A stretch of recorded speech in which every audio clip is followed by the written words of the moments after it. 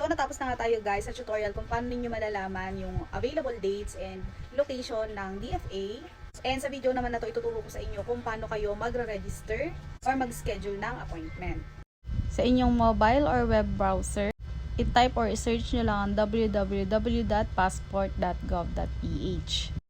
Lalabas nga ito at i-click mo lang OK. After naman nun, i-click lang natin ang schedule an appointment. Pagkatapos na i-check lang natin ang box at i-click ang start individual appointment. Dito naman sa region ay ilagay lang natin Asia Pacific, Philippines. Yung site ay kung anong site ang napili mo. Halimbawa nga nitong sa akin ay La Union, automatic nang lalabas dyan ang office name at office address. Scroll mo lang pababa, basahin ang nakasulat, i-click ang box at pindutin ang next. Dito nga ay lalabas yung date na available at yung fully booked. So this time pipiliin natin ang 27. I-click mo lang ang 27 at i-click ang next. Piliin naman natin ngayon ang available time slot at i-click natin ang next. Basahin muna natin itong guidelines at i-click ang agree.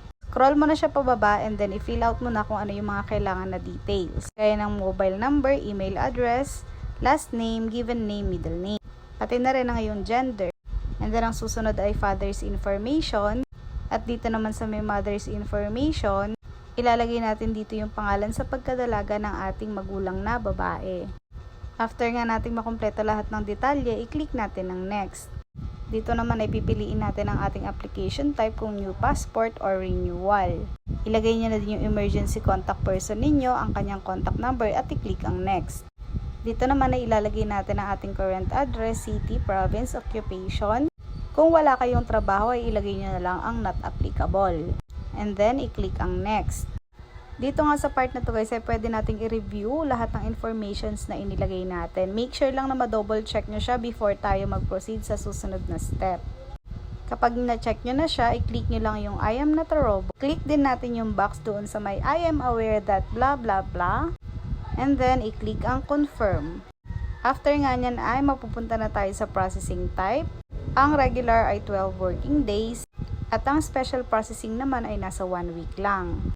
So this time pwede na nating piliin ang ating payment method. I suggest na pinakamadali ang GCash at saka yung sa may debit card. Dito nga din pala sa courier, i-click nyo yan kung gusto ninyo na yung passport ninyo ay i-deliver na lang sa inyong bahay.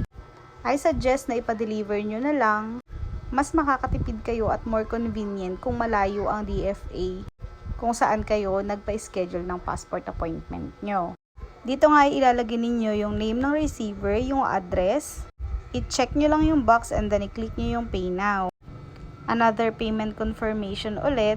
Basahin nyo lang yung mga nakasulat dyan. I-scroll nyo pababa, i-click yung I agree at i-click nyo yung proceed to payment. And then guys, ito na nga pala yung lalabas. So dito pwede nyo piliin yung GCash or yung card. And then, ganito na yung susunod. Tapos na. So, ayun, ganun lang kadali kung paano kayo magpapaschedule ng appointment sa DFA.